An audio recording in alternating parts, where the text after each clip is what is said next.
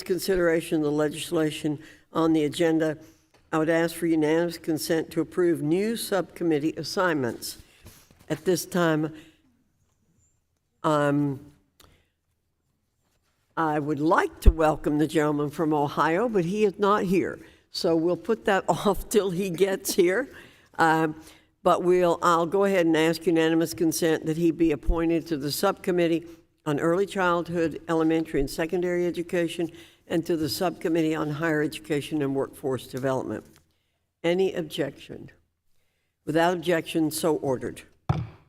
Thank you. We'll now turn to the full committee markup. The committee meets today pursuant to notice to consider 4 bills and a resolution. The chair announces that requests for recorded votes as to amendments may be postponed pursuant to Clause 2 of Rule 11 of the Rules of the House of Representatives and Committee Rule 14B. Without objection, the chair may recess the committee at any point.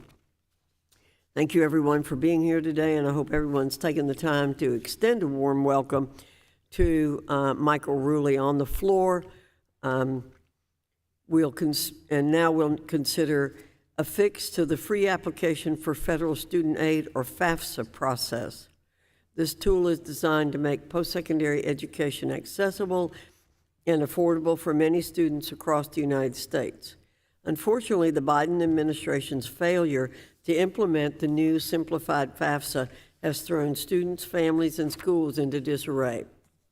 Current law recommends FAFSA be released by October 1, but allows the Education Department to delay the FAFSA release as late as January 1. The administration's abysmal lack of communication about the FAFSA release date was followed by an inept, quote, soft launch, end quote, millions of processing errors and months of additional delays. Even as I speak, some FAFSA components for this year are still incomplete and unavailable. Continual FAFSA delays cause great confusion for schools and families and make it difficult for states and nonprofits to process aid packages or award scholarships. ED's lack of communication and transparency shows it's learned little from last year's disaster.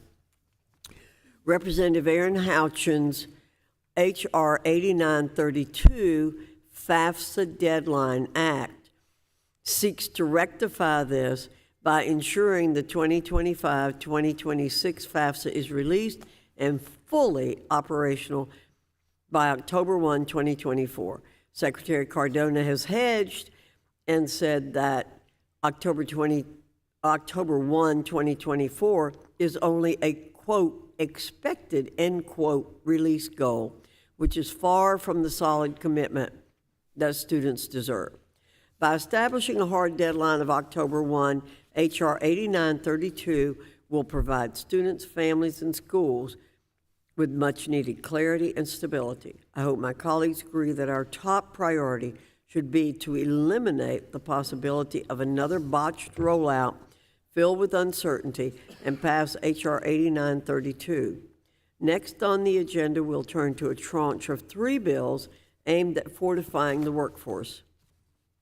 I want to thank Representative Brian Fitzpatrick from Pennsylvania for introducing the first of 3, H.R. 2941, the Recognizing the Role of Direct Support Professional Acts. H.R. 2941 addresses the critical shortage of direct support professionals who provide support to individuals with disabilities. This bill will provide federal agencies, states, and the private sector with the data they need to understand and respond to this workforce challenge without any additional cost to taxpayers. Next is Representative Norma Torres from California, supporting Accurate Views of Emergency Services Act of 2023, or 911 Saves Act, which aims to reclassify 911 professionals from clerical workers to protective service workers. 911 professionals play a critical role in emergency response as the initial first responder, and reclassification better reflects the life-saving work they perform. We will also be marking up a bill introduced by Representatives Susan Wild of Pennsylvania and G.T. Thompson of Pennsylvania, H.R. 2574, the EMS Counts Act. This bipartisan bill addresses the chronic miscounting of emergency medical services personnel by recognizing firefighters who are cross-educated as emergency medical technicians or paramedics. This will help communities throughout the nation better plan for emergencies and disasters. Data are the foundation for informed decisions, and collecting accurate data across the workforce will help meet our nation's health and safety needs. Together, these three bills will create a stronger workforce. Finally, we will be marking up H.J. Res. 142, Representative Rick Allen of Georgia's Congressional Review Act, CRA resolution. The Department of Labor's fiduciary rule, better labeled as the Retirement Insecurity Rule, represents a reckless overreach by the Biden administration that will have devastating impacts on Americans' retirement savings. It will eliminate options for working-class Americans, reduce their ability to retire, and limit their access to financial advice.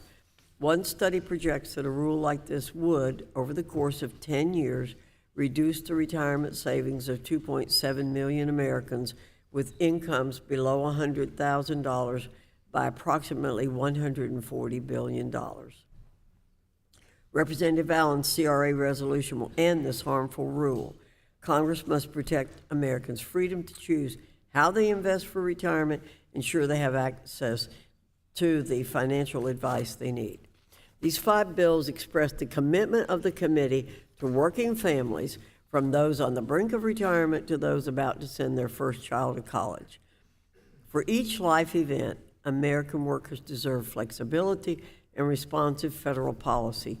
That's the promise contained in these 5 bills. With that, I urge their passage, and I yield to the ranking member for an opening statement. Thank you, Madam Chair. Madam Chair, once again, we're missing an opportunity to actually advance meaningful solutions that will uplift students, workers, and their families. The first proposal we consider is H.R.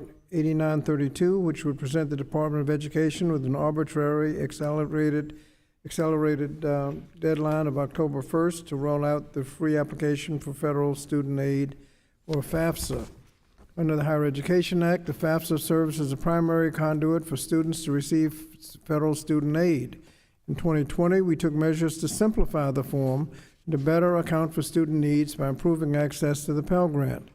Every year, FAFSA offers millions of students resources they need to enroll in and complete 4-year, 2-year vocational credentials, thereby strengthening future generations and improving the workforce. This year, all members of this committee have heard from students who are unable to complete the FAFSA form due to a variety of technical challenges, and nobody thinks this is acceptable. My colleagues and I have repeatedly spoken to the department to express our frustration about this school year's FAFSA implementation, and my concern that technical flaws will have a long-term ramifications for some of our most vulnerable students. I make this point to address a serious concern about FAFSA implementation that my colleagues on both sides of the aisle have expressed. However, I doubt that the conditions imposed on the department by H.R. 8932 will do anything to improve the situation and may, in fact, make matters worse. Republicans are setting a fast-approaching deadline for the department to meet without providing any additional resources or technical support that might actually help. I want FAFSA to work. We all want FAFSA to work, and I want students to get the aid they're entitled to in a timely manner. What we don't want is for the department to rush to meet arbitrary deadlines and push out a FAFSA form once again that has the same technical problems as students experienced this year, when they could get it straight after a couple of days after the deadline and release a form that actually works. This legislation would do nothing to actually fix FAFSA or help students, but would set the department up for failure just to potentially score some political points. I guess we could complain on October 1st, but that doesn't do any good. We will next consider a series of bills related to the Bureau of Labor Statistics Standard Occupational Classification System, referred to as SOC.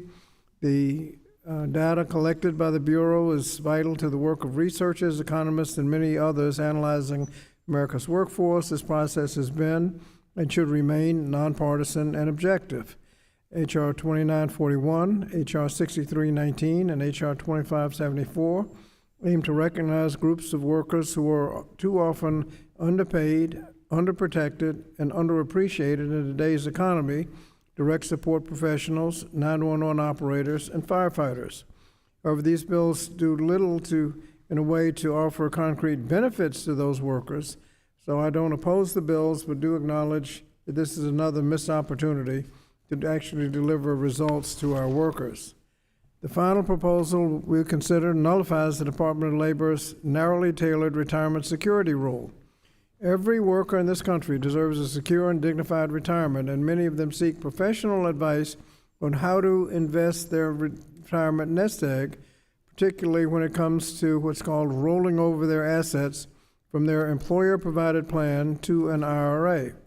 Unfortunately, unscrupulous financial advisors can steer their retirement clients into high-fee products that are not in the client's best interests, but are in the interests of the financial advisor. That's what's known as conflicted advice, and it's harming retirement savers.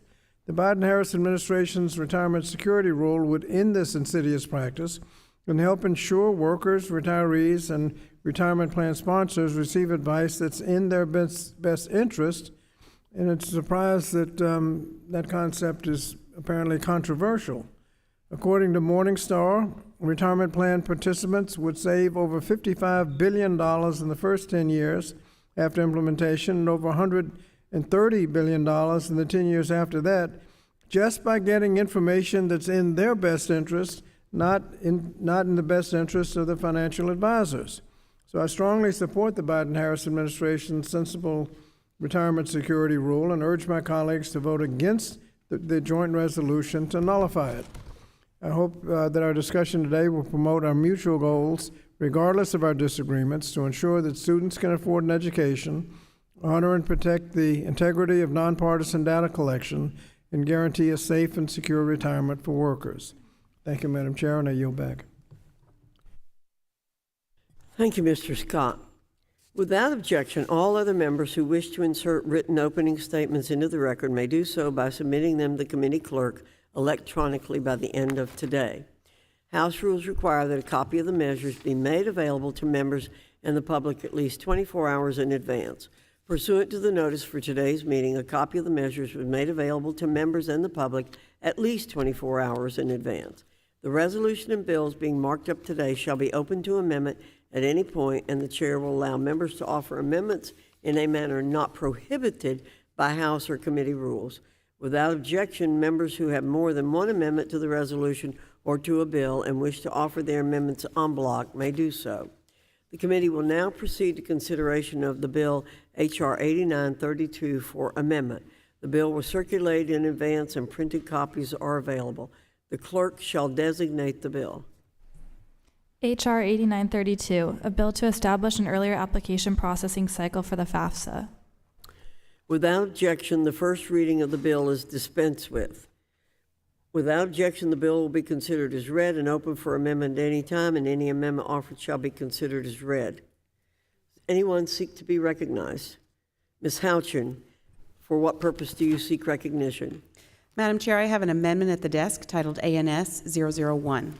The clerk shall designate the amendment in the nature of a substitute. Amendment in the nature of a substitute to H.R. 8932 offered by Mrs. Houchin of Indiana. Identifier ANS_001. Without objection, the amendment shall be considered original text for purpose of further amendment. The amendment in the nature of a substitute has already been distributed. I now recognize Mrs. Houchin for 5 minutes to explain the amendment in the nature of a substitute. Thank you, Madam Chairwoman, and to the ranking member. As a mom to both a current and incoming college student, I share the concerns of nearly 18 million students and their families who fill out the free application for federal student aid each year. I'm especially frustrated considering the Department of Education had 3 years to simplify FAFSA as Congress directed. However, instead, Secretary Cardona and President Biden chose to focus their time and efforts on an illegal student loan forgiveness scheme. This clear misplacement of priorities led to the 2024 FAFSA being delayed by 3 months with countless technical issues. My bill, the FAFSA Deadline Act, sets a firm October 1st deadline to publish FAFSA consistent with what's currently recommended. This is especially important given that the Biden administration's recent FAFSA rollout was a complete failure, creating an unnecessary hardship for millions of American families and countless universities. Also concerning is the recent announcement by the Department of Education that they will not be publishing a draft version of the FAFSA for comment this year. Without legislation setting the firm October 1st deadline, I fear we will have a repeat of last year's delayed and unusable FAFSA. I thank Chairwoman Fox and my colleagues, Representatives Williams, Owens, Smucker, Finstead, and Bice, for joining me on this legislation. For parents and students across the country, I urge my colleagues to support this bill, and I yield back. Gentlewoman yields back. Are there any members who wish to be recognized for further discussion on the amendment in the nature of a substitute? Mr. Scott, you're recognized.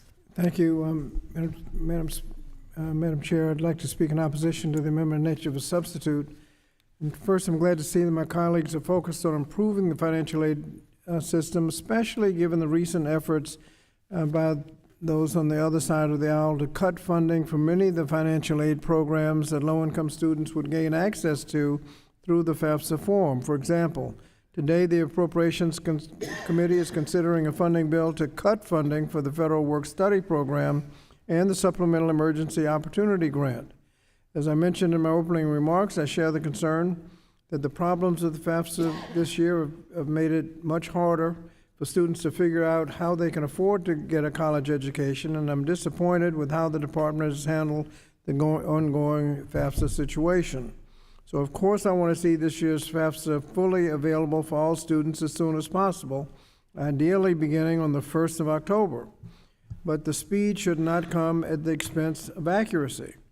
We should be encouraging the department to ensure that they are taking care to ensure that there are no lingering technical issues from this year's rollout. We don't want such issues to impact the FAFSA system and students' ability to successfully complete the form. I worry that tying the hands of the department and providing no flexibility to resolve the errors could create the unintended consequence that ultimately harms the student experience with FAFSA instead of improving it. Removing flexibility could force the department to launch a broken, unworkable FAFSA on October 1st, even if the department knows that delaying it for a short period of time would provide the time to fix the known problems. The National College Attainment Network stated when they expressed concerns about this bill, they said that this bill, as written, could have the unintended consequence of incentivizing FSA to rush out a flawed FAFSA form that needs to be corrected, further delay a smoothly functioning system, and further frustrate students and families. My colleagues want to focus on mandating when FAFSA is released, but let's not forget that the same House majority has continued to try to cut funding for the department, funding that is needed to ensure FAFSA is launched without unnecessary delays each year. We should be focusing on long-term solutions that support students' ability to attend college and access federal student aid, not short-term fixes that look good but don't actually accomplish anything. And I fear that if Congress does impose an October 1st deadline and the form is not ready to launch, Congress will bear the responsibility of harming the FAFSA experience. As a Hope Center at Temple University said in its letter expressing concern about the bill, we must rebuild trust with applicants, college access professionals, and financial aid administrators, all of whom need to see a reliable FAFSA for them to have confidence in the entire system of financial aid. Therefore, I will be opposing the legislation and hope that we can, looking forward, work for a bipartisan solution to the problems that have come up with the FAFSA form.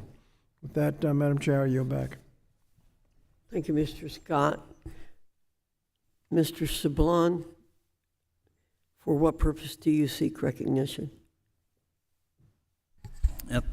Thank you, Madam Chair. I move to strike the last word.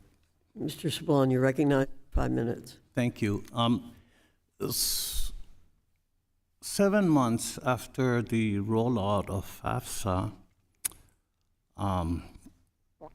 we still have problems.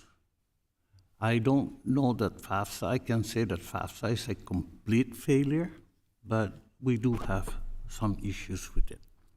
And it's no secret that there has been numerous challenges for our students and parents while they fill out the FAFSA form. And I agree that the department must ensure that the upcoming FAFSA cycle does not harm students as it did this past year. But yet, it's difficult for me to support HR 8932 in its current form. The FAFSA deadline does not make any meaningful changes to improve the FAFSA form, nor does it provide the department with additional resources to meet the earlier deadline.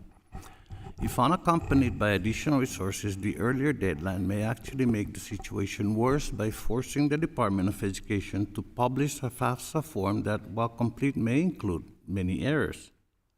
And as many of you have heard me share multiple times over the past year, students from my district, the Northern Mariana Islands, has faced extraordinary obstacles following the delayed rollout of the FAFSA this year. It took 7 months for the department to fix an issue that impacted our students' ability to select the Northern Marianas as the location for their high school. The department did a workaround, and that students in my district were able to complete the FAFSA and submit those information going through a system where they would identify themselves as foreign students and then type in the name of their high school in my district. They fixed that. They told us last week. They fixed that as of July 3rd. But now, those students who have completed their FAFSA in that previous workaround, their FAFSA application has now completely vanished from the system. They can't change it anymore. Now the workaround doesn't work. And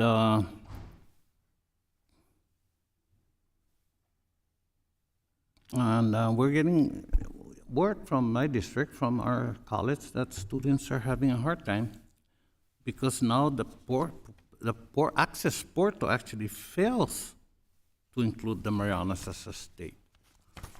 I would like to say that if any amendment addresses the lack of meaningful improvements to the FAFSA, should any amendment to the FAFSA process, I'd be happy to reconsider my stance on the bill, but until then, I must oppose HR 8932 in its current form, urge my colleagues to do the same, and also urge the Department of Education to get rolling on this thing and fix it, because it does affect students and families throughout the country.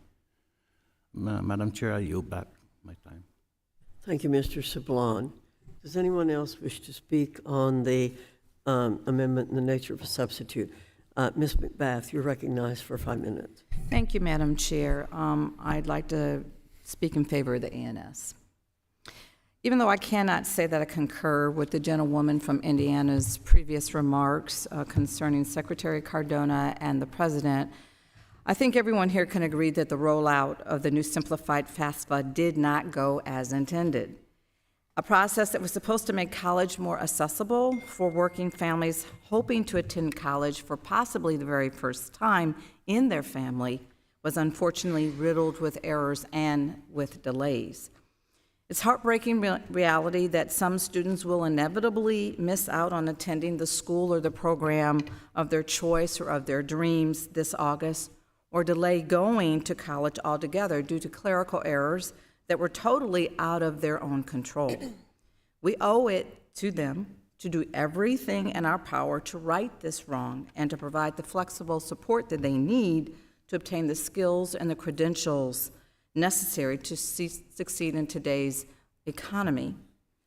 Officially moving the FAFSA deadline from January 1 to October and codifying a change that the Education Department has already been operating under since 2016 is a very tangible way that we can take to ensure that nothing like this ever happens again. But we must also ensure that this process is just not done quickly, but it must be done correctly, and it must be done efficiently, and it must be done effectively. I know that the Secretary and his team are working to ensure that FAFSA is ready to go on time for this next year. And we have been assured of that when Secretary Cardona was before us just recently. And I'm committed to doing all that I can to help support them in rebuilding the level of trust that exists between the department and our higher education system. And I yield back. Thank you, Beth. Ms. Hayes, you're recognized for 5 minutes. Thank you. I move to strike the last word. You're recognized. The FAFSA Simplification Act passed the House of Representatives in December 2020 as part of our Consolidated Appropriations Act of 2021. This legislation was a significant overhaul of the systems and processes used to award federal student aid. Specifically, the legislation was intended to expand access to federal Pell Grants and streamline the FAFSA form. Unfortunately, there's no other way to describe the rollout of the 2024-2025 FAFSA other than it was a failure. A series of delays left students and universities unsure of their financial awards or obligations. As a result, students were unable to compare award offers, missed deadlines, and did not make enrollment decisions in a timely manner. For many students, for my students, that information is the difference between going to college and not. And while the Department of Education has allocated $50 million to increase FAFSA completion, I am disappointed that as of June 28, 2024, only 46% of high school seniors have completed the process, which is about 11% fewer students than this time last year. I implore the Department of Education to continue to resolve the remaining technical and processing issues and work towards addressing any long-term issues so that there are no future delays for the 25-26 school year. Today we are marking up the FAFSA Deadline Act, which would move the statutory date for the annual release of the information from January 1 to October 1 of each year. The Department of Education has signaled that they are working diligently towards an October 1st release date for the FAFSA this year. But a long list of technical changes are needed to ensure the form is functional.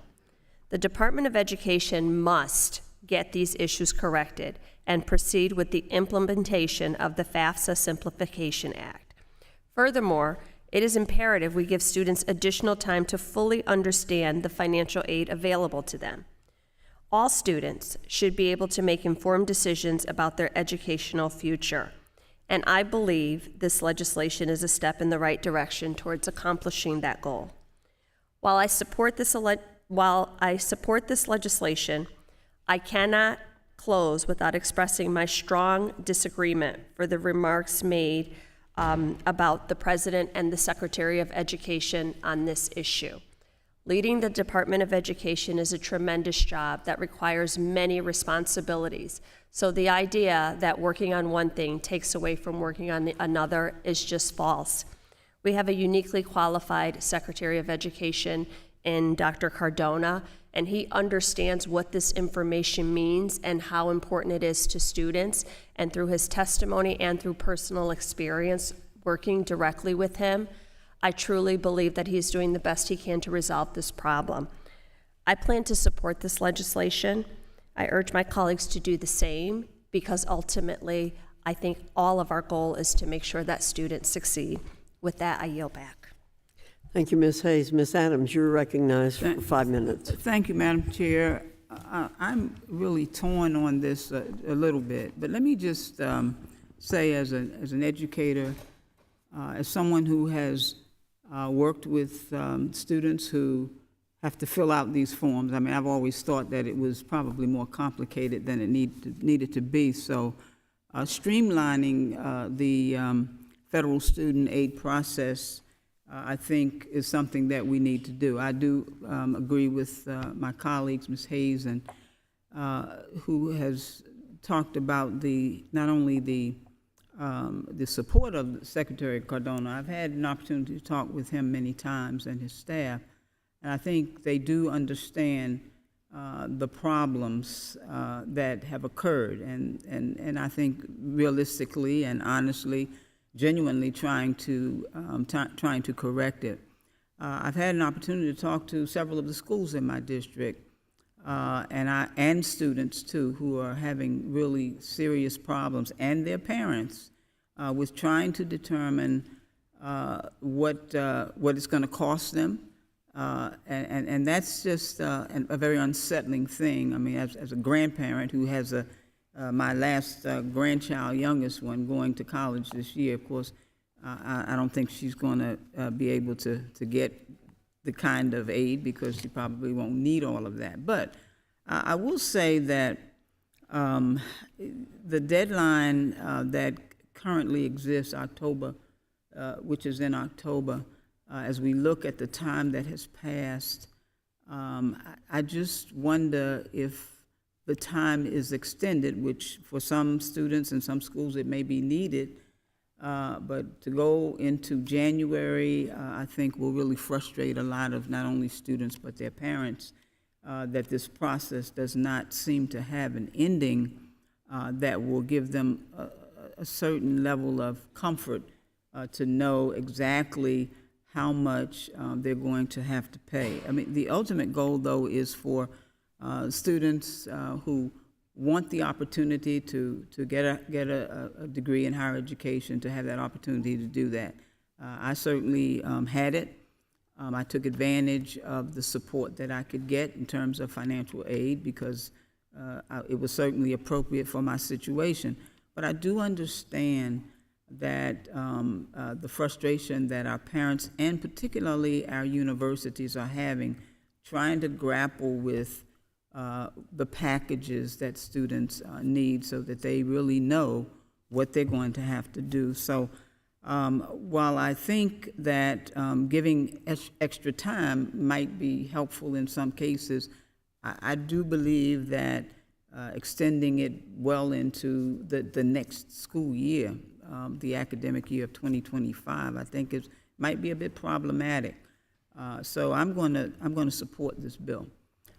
But I do think that I'm not in support of the comments that were made by the sponsor. I think that they were inappropriate. But I do think Secretary Cardona has done a good job. He and his staff. I do think they understand the problems that occurred with this rollout, and that hopefully those things can be fixed and put into place before this year ends. So, Madam Chair, I yield back. Thank you. Thank you, Dr. Adams. There being no further discussion on the amendment in nature of a substitute, the committee will move to consideration of amendments. For what purpose does the gentleman from Virginia seek to be recognized? I have an amendment at the desk. The clerk will report the amendment. Amendment to the amendment in the nature of a substitute to H.R. 8932 offered by Mr. Good of Virginia. Identifier Good_156. The gentleman is recognized for 5 minutes in support of the amendment. Thank you, Madam Chair. And I just arrived from a budget committee meeting, so I was a little late, so I didn't get to hear the remarks from the gentlelady from Indiana. But if it was critical of the President and the Secretary, I'm sure I'm in favor of those remarks. I guess I feel compelled to say that since everyone else has said they were against those remarks. So thank you to the lady from Indiana. My amendment to H.R. 8932 adds a layer of proactive accountability to ensure that the Department of Education is truly working to produce the FAFSA in a timely manner. I think the words expressed prior to my remarks on the bill itself from the other side demonstrate everyone is concerned about that. The amendment requires the Department of Education to certify to Congress 1 month in advance whether or not the FAFSA application will be ready by the October 1 deadline. If the department certifies in the negative or fails to certify at all, phase 2 of accountability would kick in. Within the month, the Secretary of Education would be required to testify before this committee about the failure to meet the deadline. In this testimony, he would be required to provide details regarding the financial impact of this delay and how that will impact students and families. Members on both sides of the aisle have admitted over and over, repeatedly, again, even this morning, that the Biden administration's rollout of the simplified or so-called simplified FAFSA form for the 2024-25 school year was an abysmal disaster.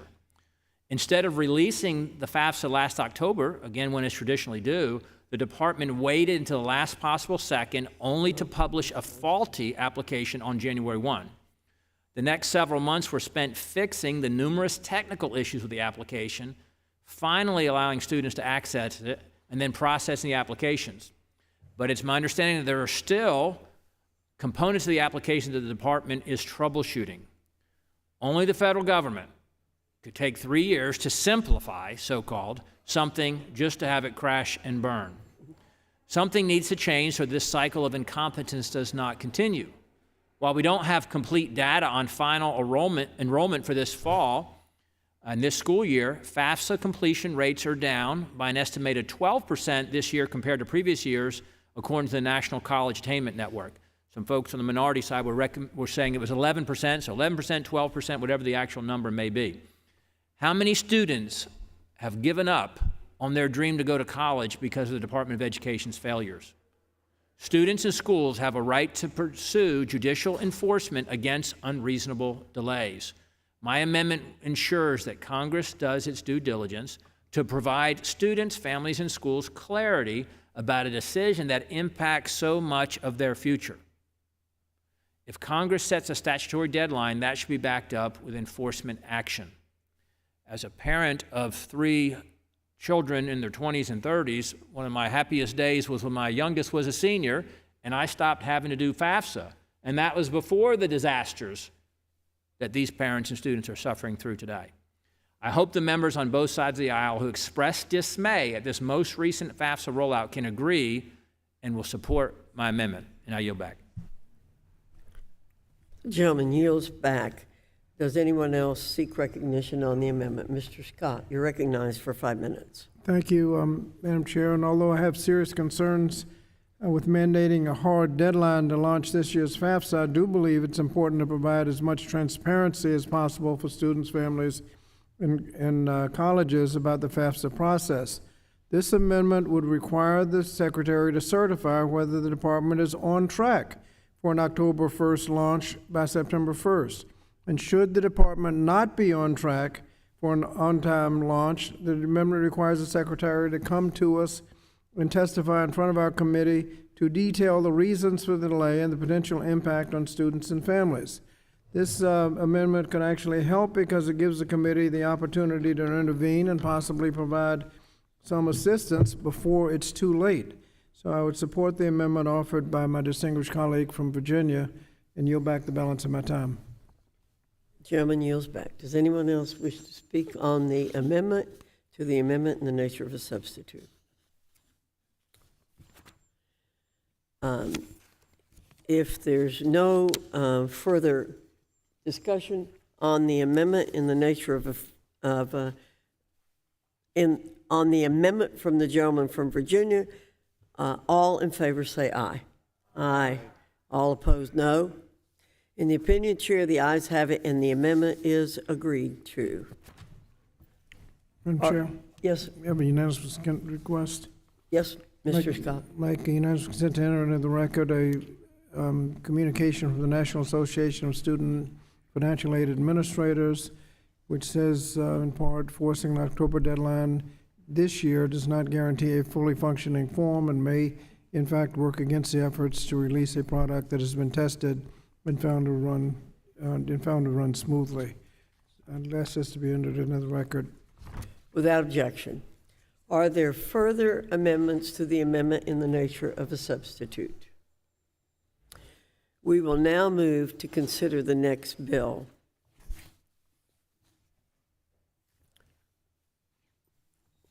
There being no further amendments, the question now occurs on the amendment in the nature of a substitute to H.R. 8932. All in favor say aye. Aye. All opposed, no. In the opinion of the chair, the ayes have it, and the amendment in the nature of a substitute is agreed to.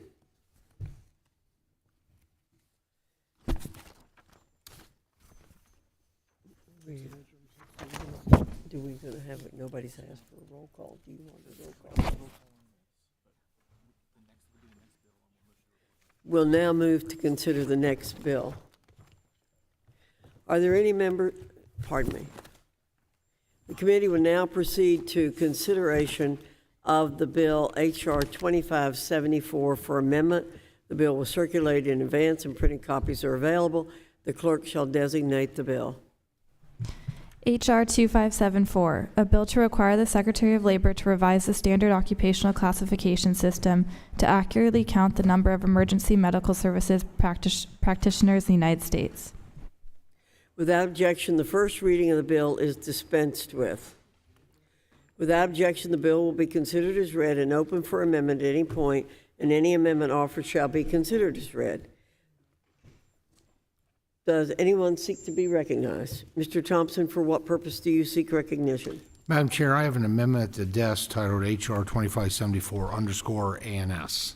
The clerk shall designate the amendment in the nature of a substitute. Amendment in the nature of a substitute to H.R. 2574, offered by Mr. Thompson of Pennsylvania. Identifier H.R. 2574_ANS.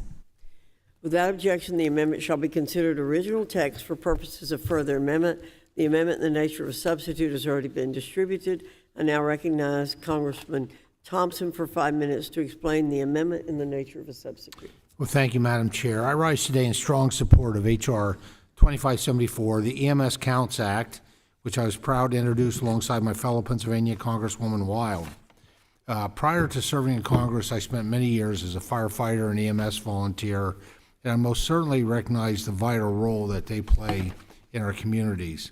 As we encounter a nationwide shortage of emergency medical services and emergency medical technician personnel, and in the wake of the COVID-19 pandemic, it is perhaps more important than ever to have an accurate picture and count of these personnel so that we can focus on getting resources to the communities that need them most. This legislation addresses this issue in part by having the Bureau of Labor Statistics look into properly classifying firefighters who are cross-trained as EMTs, paramedics, or other emergency services personnel. Currently, BLS does not recognize these differences and lumps all firefighters into one category, not accounting for any other certifications that they may have. Official BLS data is used by many federal, state, and local programs to determine where and how critical resources are directed. Correcting this outdated labeling system will ensure emergency services providers can meet the health and safety needs of our communities. It's particularly important in our rural communities like those throughout my district, where we must ensure these providers have the means necessary to provide life-saving services. This amendment in the nature of substitute makes changes to the bill to streamline the language with other legislation being considered today and already cleared by the Senate. It will also ensure BLS receives a clear rationale as to why it can or cannot make this common sense change. We must continue to support our emergency services personnel nationwide, and I encourage all my colleagues to support this bipartisan legislation that achieves that goal, and I yield back. Gentleman yields back. Are there other members who wish to be recognized for further discussion? Congresswoman Wild, you're recognized for 5 minutes. Thank you, Madam Chairwoman. I move to strike the last word. You're recognized for 5 minutes. Today, as a co-lead for the Emergency Medical Services EMS Counts Act, I rise in support of this bill, and I thank my Pennsylvania colleague, Representative Thompson, for co-leading this with me. EMS professionals are frontline responders who provide critical care in emergencies, often making the difference between life and death. They respond to more than 28.5 million 911 calls annually, including strokes, heart attacks, cardiac events, trauma. Recognizing their contributions reaffirms our commitment to supporting these heroes. Currently, however, we lack comprehensive data on the EMS workforce. This gap hinders our ability to address workforce needs, allocate resources effectively, and plan for the future. For instance, in 2016, the Bureau of Labor Statistics estimated there were 248,000 full-time EMTs and paramedics in the U.S. This is likely an undercount because cross-trained firefighter EMTs and firefighter paramedics were not included, despite 62% of fire departments providing EMS services, according to the U.S. Fire Administration. The EMS Counts Act aims to ensure accurate and detailed information on the EMS workforce, improving decision-making and policy development. The Secretary of Labor will consider revising the standard occupational classification system to more accurately account for EMTs and paramedics. This revision would divide the general firefighter category into 4 subcategories, allowing firefighters to identify themselves as cross-trained EMS providers, ensuring a more accurate count of EMS professionals in our communities. This bill addresses the critical challenges facing the EMS workforce. By collecting and analyzing data on the number and distribution of EMS professionals, we can identify areas with shortages and work toward targeted solutions. This will help ensure every community, regardless of size or location, has access to timely and effective emergency medical services. I urge my colleagues to support this legislation, and I yield the balance of my time.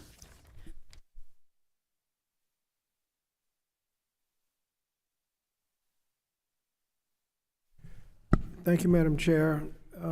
Madam Chair, in every community, firefighters play a vital role. In many cases, they not only control fires, but also provide emergency medical services. In fact, states from Alabama to California to Florida require some EMT training for all firefighters.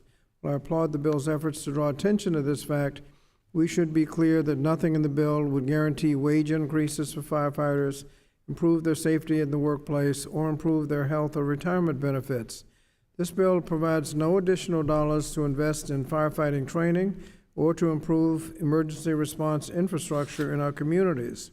The Standard Occupational Code System is a statistical classification system which is designed and maintained solely for statistical purposes, including the use by statisticians, economists, sociologists, and other researchers. At the same time, in the current appropriations process, Republicans are seeking to cut FEMA's preparedness grants next year. This cut would come after the Republicans pushed a 10% cut in the Assistance to Firefighters Grant Program, the Staffing for Adequate Fire Emergency Response, the State Homeland Security Grant Program, and the Urban Area Security Initiative in fiscal year 2024. If we're serious about standing up for firefighters, we should encourage investments in emergency services that all make us safer. But I thank the gentleman from Pennsylvania and the gentlelady from Pennsylvania for their leadership in this bill, but I urge my colleagues to support the amendment in nature of a substitute and the bill, but then we need to do something to actually support our firefighters. I yield back the balance of my time. Gentleman yields back. Are there any other members who wish to be recognized for further discussion on the amendment in the nature of a substitute? There being no further discussion on the amendment in the nature of a substitute, the committee will move to consideration of amendments.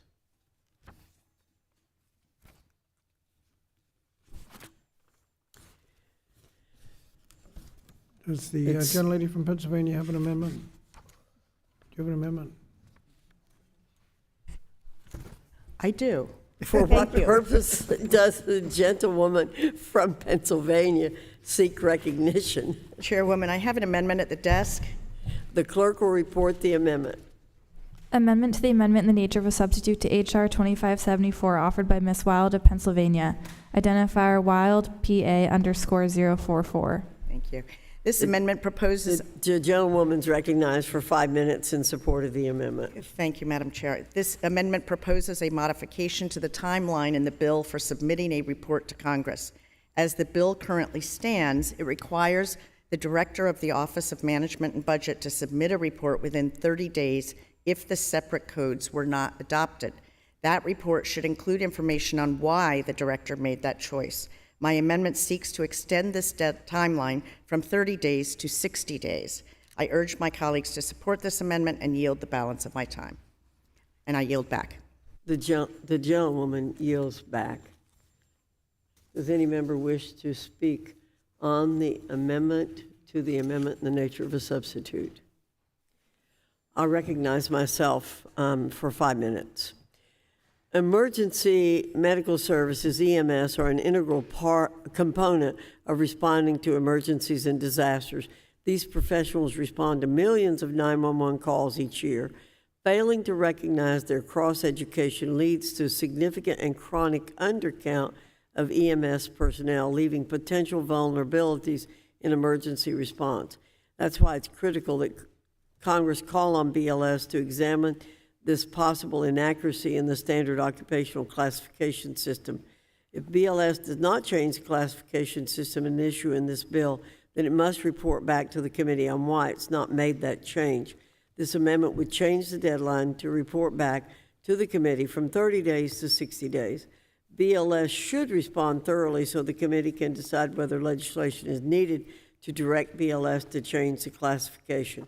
For these reasons, I urge my colleagues to vote yes on the amendment.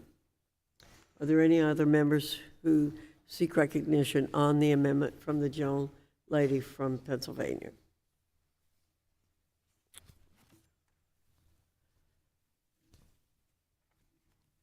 If not, the question is on the amendment by the gentlelady from Pennsylvania. All in favor say aye. Aye. In the opinion of the chair, the ayes have it, and the amendment is agreed to. Are there further amendments to the amendment in the nature of a substitute to H.R. 2574? If not, we will now move to consider. There being no further amendments, the question now occurs on the amendment in the nature of a substitute to H.R. 2574. All in favor say aye. Aye. All opposed, no. In the opinion of the chair, the ayes have it, and the amendment in the nature of a substitute is agreed to. We'll now move to consider the next bill. The committee will...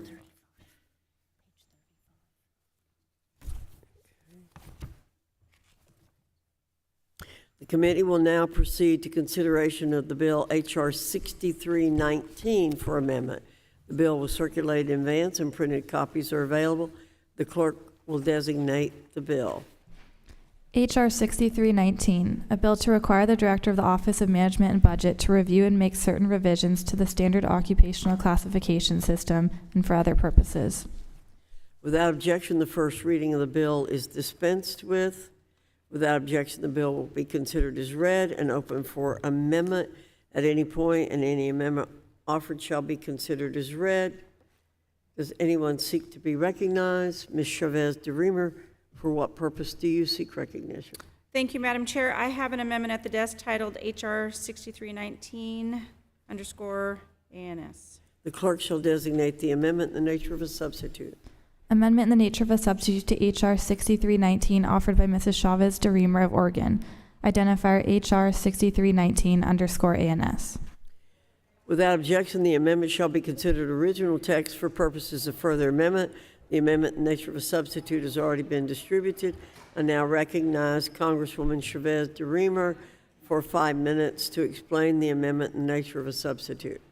Thank you, Madam Chair. The 911 Saves Act, introduced by Congresswoman Torres and Congressman Fitzpatrick, would fix the longstanding issue of dispatchers not being classified as first responders.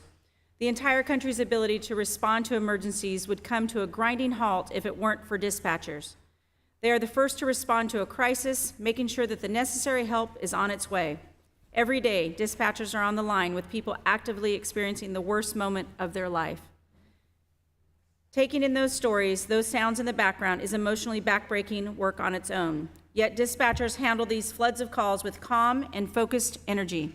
It's past time we give dispatchers their due, and I'm incredibly grateful that we are.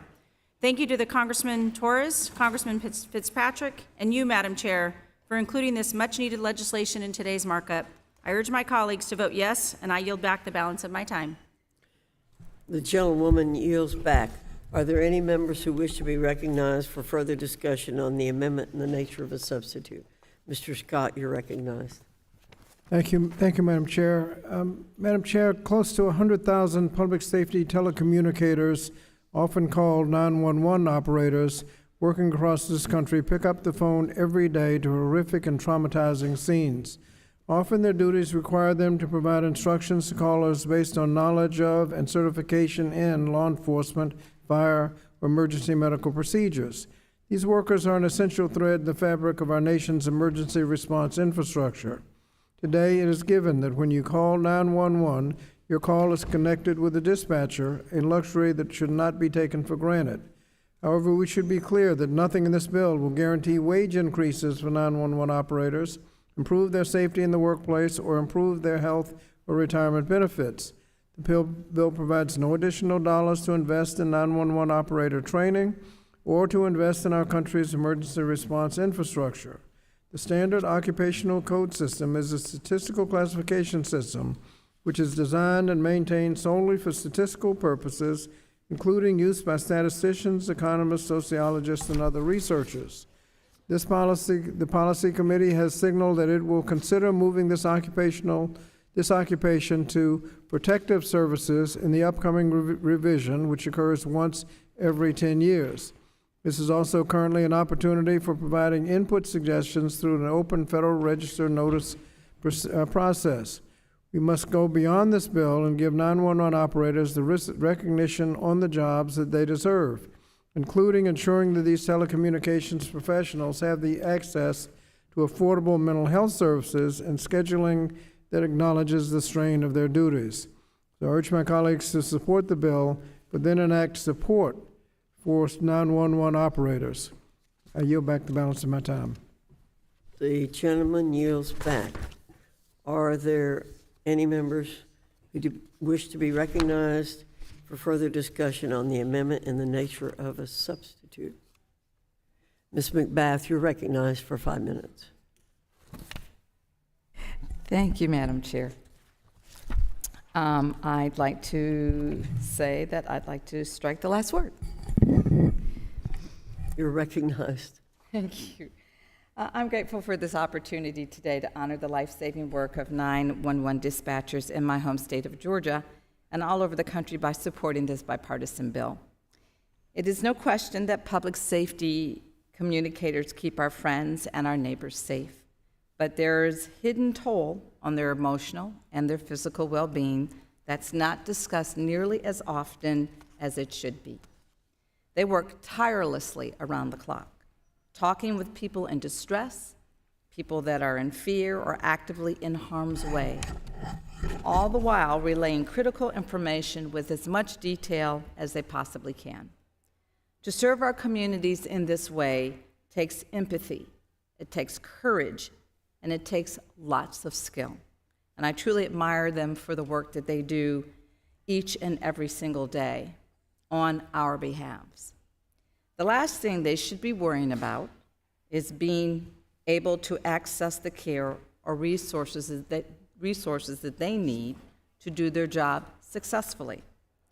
It is our responsibility here in Congress to respect their dedication by ensuring access to mental health resources, proven training, and the support that dispatchers deserve. The 911 Saves Act does just that very thing. It reclassifies public policy and safety telecommunicators as emergency personnel and first responders as they work tirelessly to keep us safe. I know that being a 911 dispatcher is absolutely a thankless job. Actually, we have a member of Congress that actively worked as one before she became a member. But I hope that with today's markup, we can send a clear message that they are deeply valued members of our communities, and that we appreciate them for everything that they do for us. I applaud Representatives Torres and Fitzpatrick for this bipartisan coming together on this very important effort. And I thank the chairwoman for marking this bill up today, and I look forward to supporting it in committee and eventually on the floor, and I yield back. Thank you, Ms. McBath. Are there other members who wish to be recognized for further discussion on the amendment in the nature of a substitute? There being no further discussion on the amendments in the nature of a substitute, the committee will move to consideration of amendments. Have an amendment. Mr. Scott, you're recognized. Madam Chair, I have an amendment at the desk. Clerk will report the amendment. Amendment to the amendment in the nature of a substitute to H.R. 6319 offered by Mr. Scott of Virginia. Identifier SCOTVA_02. The gentleman is recognized for 5 minutes in support of the amendment. Thank you, Madam Chair. Madam Chair, the Standard Occupational Code Systems review process is incredibly labor-intensive. The 10-year cycle includes extensive time for work groups to conduct background research, including conducting interviews with workers, reviewing occupational safety information by occupation, and consulting with professional associations on the nature of work performed by their members. To avoid any unintended additional burdens on the Bureau of Labor Statistics, which is already underfunded for important work it does to provide information on the strength of our economy, it is reasonable to extend the reporting time to 60 days instead of the 30 days specified in the ANS. I urge my colleagues to support this amendment and yield back the balance of my time. Thank you, Mr. Scott. Is there any other member who wishes to speak on the amendment to the amendment in the nature of a substitute? I recognize myself for 5 minutes. It's the committee's duty to ensure the occupational classification system accurately reflects today's workforce. Currently, 911 professionals are classified as office and administrative support occupations, which fails to recognize the life-saving nature of their work. That's why it's critical that BLS examine reclassifying 911 professionals as first responders. If BLS does not change the classification, then it must report back to the committee on why it has not made the change. This amendment would change the deadline to report back to the committee from 30 days to 60 days. BLS should respond thoroughly so the committee can decide whether legislation is needed to direct BLS to change the classification. For these reasons, I urge my colleagues to vote yes on the amendment from Mr. Scott. Does anyone else seek recognition on the amendment to the amendment in the nature of a substitute?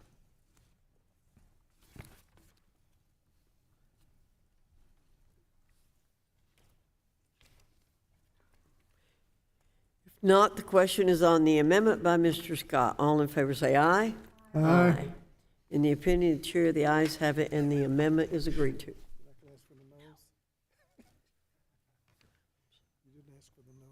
Oh, are there any noes? Sorry. Thank you. In the opinion of the chair, the ayes have it, and the amendment is agreed to. We're rolling right along here. Okay. We will now move to consider.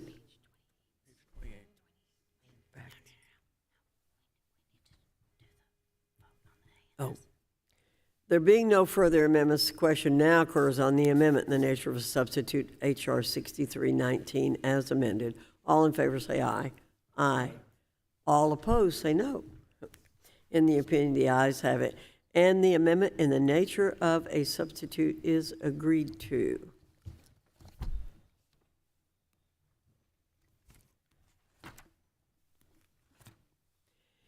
The committee will now proceed to consideration of the bill, H.R. 2941, for amendment. The bill was circulated in advance and printed copies are available. The clerk shall designate the bill. H.R. 2941, a bill to require the Office of Management and Budget to revise the standard occupational classification system to establish a separate code for direct support professionals and for other purposes.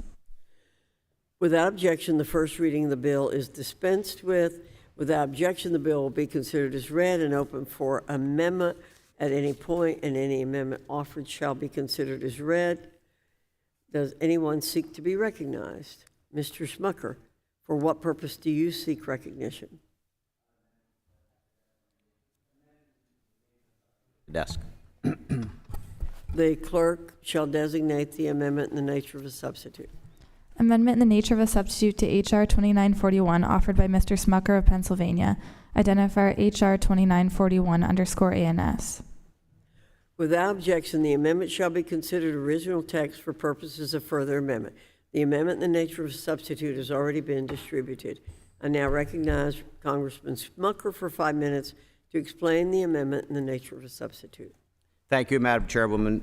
Like the last bill that we considered, this bill will require the U.S. Department of Labor's BLS, Bureau of Labor Statistics, to change the way it characterizes the role of direct support professionals so that we can better understand and more effectively respond to the shortage and the challenges that we're experiencing in this area. So again, the U.S. Department of Labor's Bureau of Labor Statistics collects data, releases a monthly jobs report, which includes job creation, job loss information, and it doesn't always accurately list workers in the correct category, leaving some industries with incorrect or incomplete data about their workforce.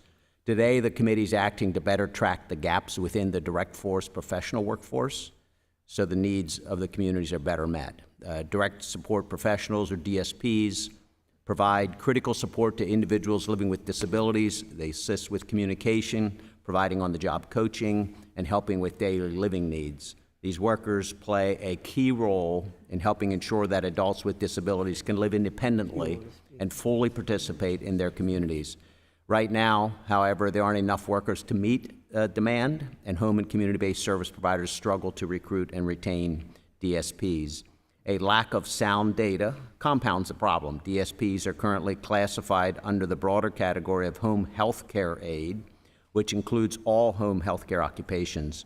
As a result, it's difficult, impossible to track and report workforce trends accurately for DSPs, often resulting in the underreporting of workforce needs and regional workforce shortages. H.R. 2941, the Recognizing the Role of Direct Support Professionals Act, would address this shortage by providing federal agencies, states, and the private sector with the data they need to better understand and more effectively respond to this workforce challenge with no additional cost to taxpayers. This amendment makes technical changes to correspond with the Senate-based version of the bill. Specifically, it strikes the provision requiring the Office of Management Budget to establish a separate code for DSPs and instead directs OMB to consider establishing such a code. In the event OMB does not establish a separate code for DSPs, it will be required to submit an explanation to Congress. I've heard from organizations in my district that are dedicated to serving individuals living with disabilities that the legislation we're considering today will provide much-needed data on the DSP workforce in order to identify where to implement targeted workforce education programs so that they can work towards meeting local needs in our communities. So I encourage my colleagues to support this amendment and the underlying bill, which will result in more informed policy decisions within the Medicaid Home and Community-Based Services Program and hopefully provide much-needed support for the direct support professional workforce. Thank you, Madam Chairwoman, and I yield back. The gentleman yields back.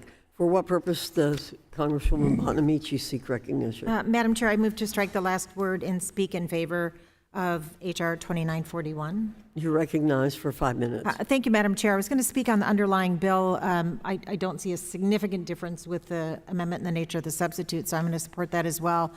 This bill it recognizes that direct support professionals provide critical home and community-based services for individuals with intellectual and developmental disabilities.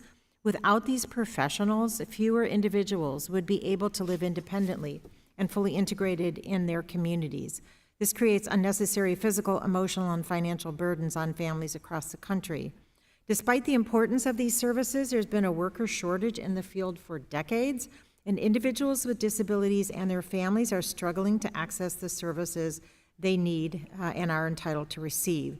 The Medicaid Home and Community-Based Services Program has wait lists in nearly every state, and those who aren't able to access services are at higher risk for hospitalization and institutionalization.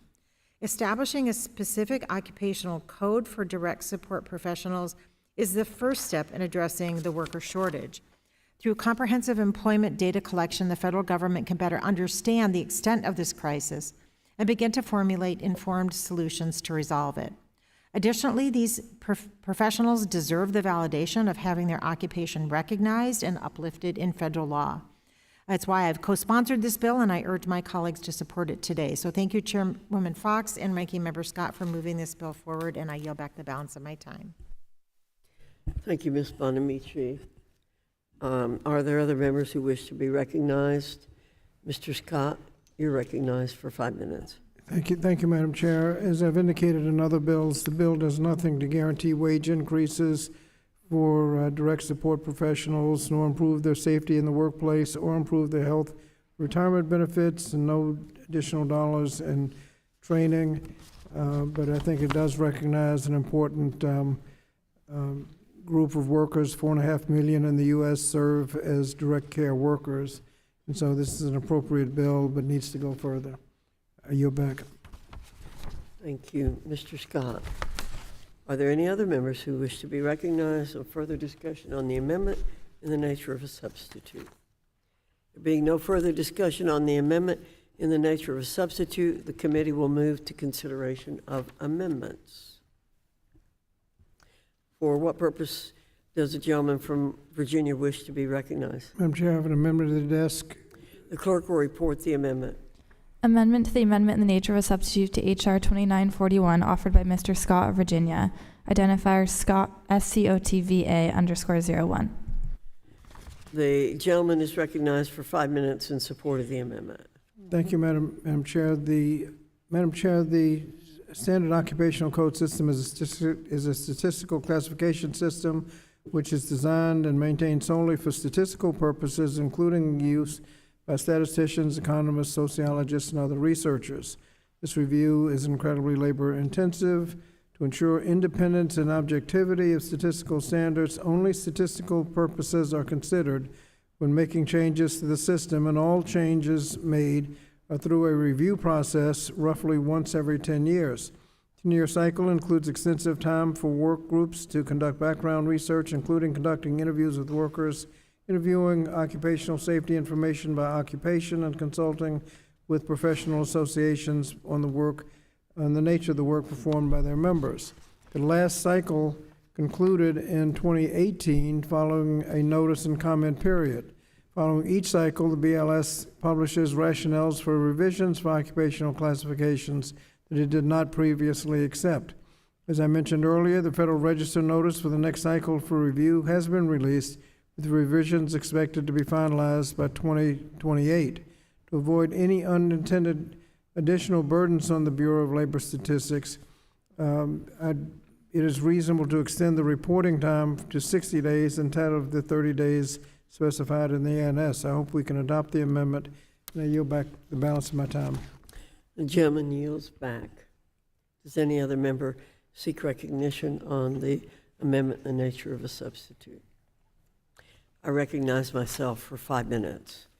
Direct support professionals provide integral support to individuals with disabilities so that they can live independently and fully participate in their communities. It's important that the standard occupational classification system accurately capture this important work. That's why it is critical Congress call on BLS to examine establishing a separate code for direct support professionals. If BLS does not change the classification at issue in this bill, then it must report back to this committee on why it has not made the change. This amendment would change the deadline to report back to the committee from 30 days to 60 days. BLS should respond thoroughly so the committee can decide whether the legislation is needed to direct BLS to change the classification. For these reasons, I urge my colleagues to vote yes on the amendment, and I yield back.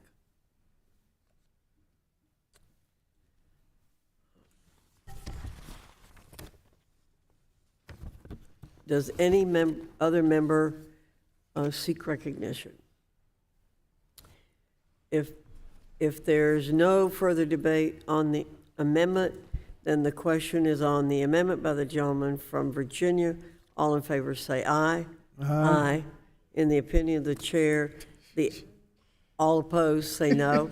In the opinion of the chair, the ayes have it, and the amendment is agreed to.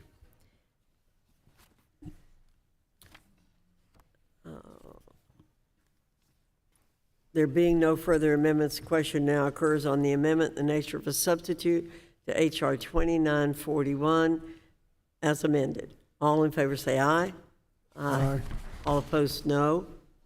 In the opinion of the chair, the ayes have it, and the amendment in nature of a substitute is agreed to.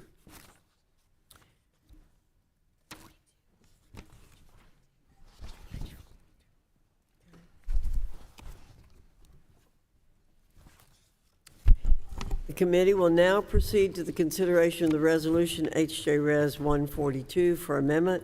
The resolution was circulated in advance and printed copies are available. The clerk shall designate the resolution.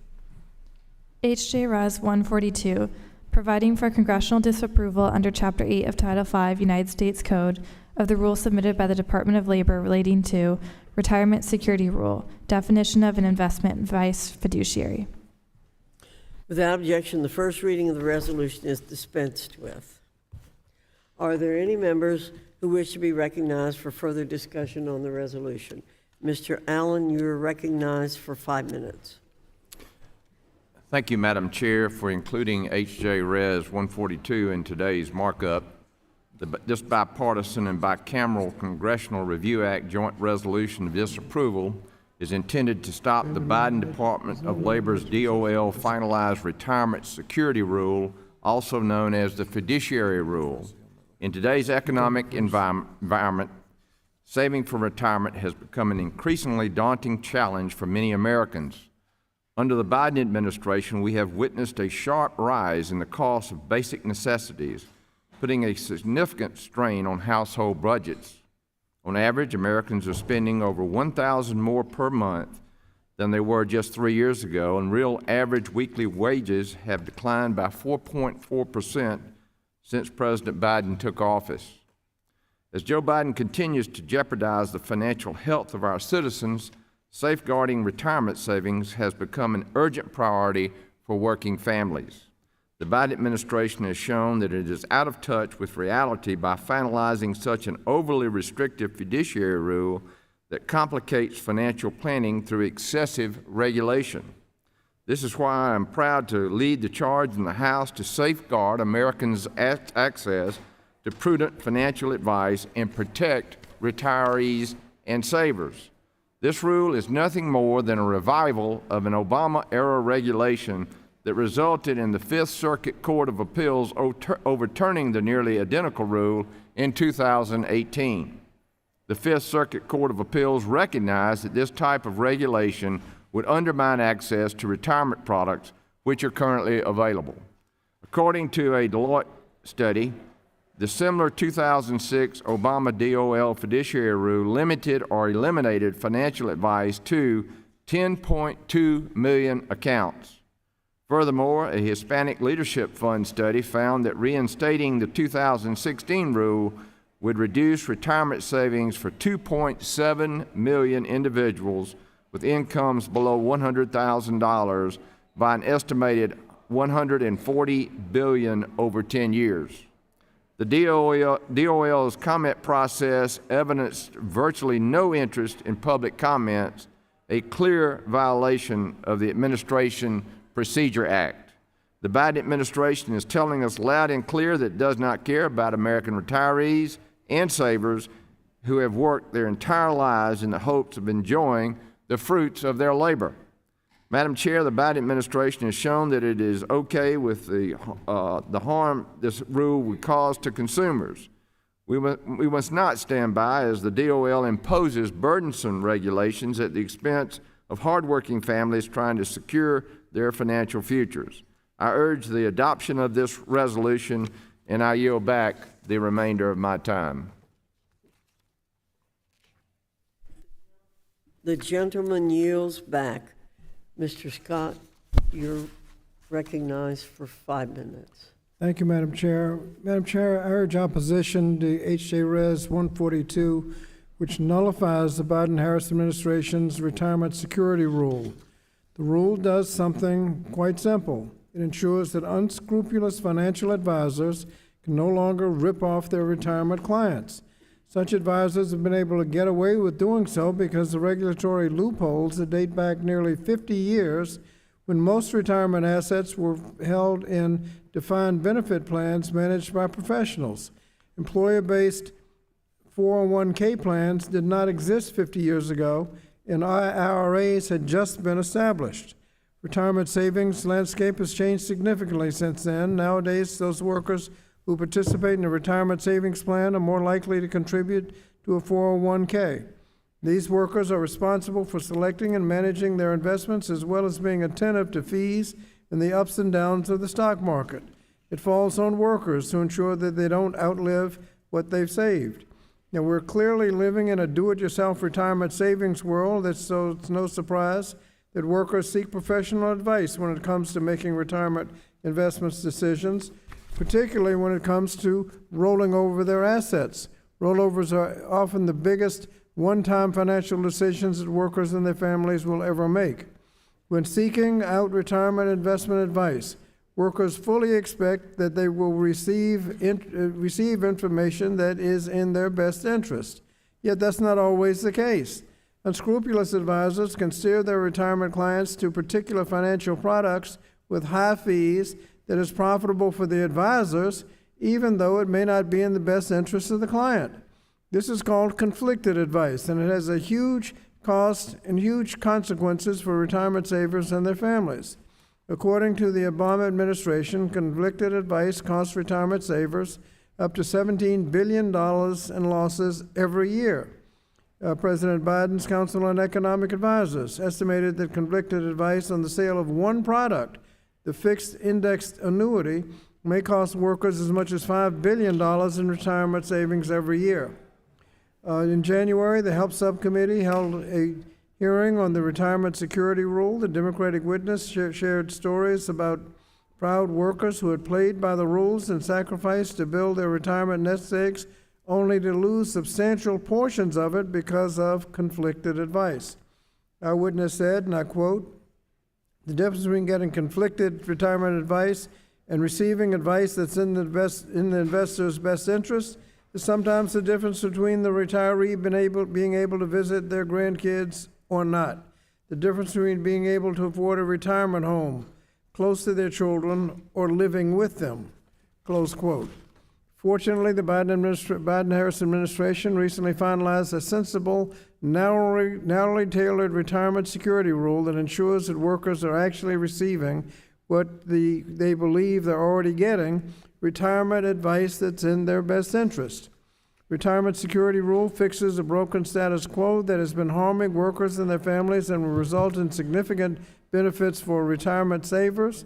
According to the Morningstar, retirement plan participants would save over $55 billion in the first 10 years thanks to this rule, and over $130 billion in the subsequent 10 years. We should be celebrating the retirement security rule, not nullifying it. So I ask unanimous consent, Madam Chair, to enter into the record a letter signed by scores of organizations opposed to this resolution, including the AARP, the AFL-CIO, AFSCME, the Leadership Conference on Civil and Human Rights, the NAACP, the Public Investors Advocate Bar Association, and the Life Insurance Consumer Advocacy Center, and scores of others. Without objection. Madam Chair, thank you, Madam Chair, and I urge my colleagues to vote no on H.J. Res. 142, and I yield back the balance of my time. The gentleman yields back. For what purpose does the Congresswoman, I'm sorry. I move to strike the last word. Walberg, for what purpose do you seek recognition? I move to strike the last word, Madam Chair. You're recognized for 5 minutes. Thank you, Madam Chair. I want to voice my support for H.J. Res. 142 and thank my colleague, Representative Allen, for his leadership on this important issue. Improving retirement security is a leading priority for this committee, which is why the committee has conducted extensive oversight over the Department of Labor's fiduciary rule, first under Obama and now under President Biden. The DOL's fiduciary rule will have a detrimental impact on retirement savers. Another attack on democracy that this administration says they want to save, and yet this goes the opposite direction, especially for middle to low income savers. We know this because the 2024 fiduciary rule is substantially similar to the 2016 rule that was vacated by the Fifth Circuit.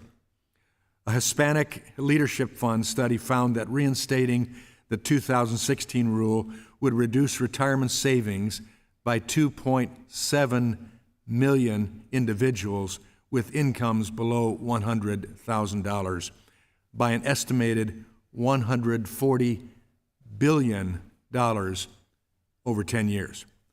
Additionally, over the past several years, federal and state regulators have strengthened retirement investment sales protections. The Security and Exchange Commission's regulation Best Interest and the National Association of Insurance Commissioners' Best Interest Model regulation require covered sales recommendations to be in the consumer's best interest. The NAIC's rule has been adopted in 45 states, with the remaining states expected to adopt it by the end of this year. Furthermore, DOL's fiduciary rule is the product of a flawed agency process. Earlier this year, the HELP subcommittees held a hearing with industry stakeholders examining the impact the rule would have on everyday Americans. In response to one of my questions, the witness representing state insurance commissioners stated that DOL had no substantive contact and no coordination with their industry in the development of the new rule. Additionally, the National Association of Insurance Commissioners has stated that DOL discounted the work of the states to enhance consumer protections. We all support consumer protections and agree that investment professionals should act in the best interest of their clients. However, the DOL fiduciary rule will do more harm than good. Right now, too many Americans are struggling to save for their retirement. The last thing the federal government should do is create additional barriers to retirement security. Previous efforts by the Obama administration to adopt substantially similar rule changes caused millions of Americans to lose access to professional guidance. The Biden administration should not be revisiting the same flawed policy. Instead, we should advance policies that empower workers to put money aside for their retirement and make it easier for small businesses to set up plans for their employees. I stand ready and willing to work with my colleagues on bipartisan policies to address the retirement savings gap in America. However, imposing an unworkable rule that makes retirement advice unaffordable to low, middle-income Americans is not the direction we should be going in. I urge my colleagues to support this legislation, to vote yes on H.J. Res. 142, and Madam Chair, I yield back. The gentleman yields back. Ms. Bonamici, you're recognized for 5 minutes. Thank you, Madam Chair. I move to strike the last word and speak in opposition to this joint resolution. You're recognized for 5 minutes. Thank you, Madam Chair. Our constituents deserve to receive financial advice that's in their best interest, not in the interest of profits for their retirement advisor. Most advisors care deeply about their clients and want to do right by them, but unfortunately, this is not the case for everyone. Billions of dollars in life savings are lost every year when unscrupulous investment advisors give conflicted advice, and it baffles me that anyone would think that that's acceptable. The Biden administration's retirement security rule addresses this pervasive problem by closing decades-old loopholes that allowed these profit-driven practices. This resolution, however, would bring back ERISA's original 5-part test to define investment advice fiduciaries, which was developed before 401k plans even existed, when defined benefit pension plans were still the predominant model used by employers. The test has not worked in the best interests of workers, and it's no longer tenable. As Ranking Member Scott explained, Morningstar has found that the retirement security rule will save workers more than $55 billion over the first 10 years. We know that small savers might not have the most money, but they have the most to lose. And contrary to my Republican colleagues' claims, this rule will effectively safeguard individuals and their hard-earned savings. Reinstating ERISA's 5-part test is directly in opposition to those goals. For these reasons, I urge my colleagues to stand with working families and oppose this joint resolution, and I yield back the balance of my time. The gentlewoman yields back. Mr. Kiley, for what purpose do you seek recognition? I wish to speak on this legislation related to the fiduciary Recognized rule. for 5 minutes. This is, I am going to be voting today in favor of this resolution disapproving the Department of Labor's fiduciary rule, but not because I am unsympathetic to what is motivating the rule. It is vitally important that our retirees are protected when it comes to their investment decisions. I mean, your retirement savings are everything. But it's also very important that folks have a range of high-quality retirement options to choose from. And my concern with this Department of Labor rule is that it does not strike the right balance, that it is far too broad, far too wide-reaching, and I think that the likely consequence would be confusion, chaos, and indeed driving out large parts of the retirement industry. And, you know, this isn't even just speculation. Of course, we've seen it before.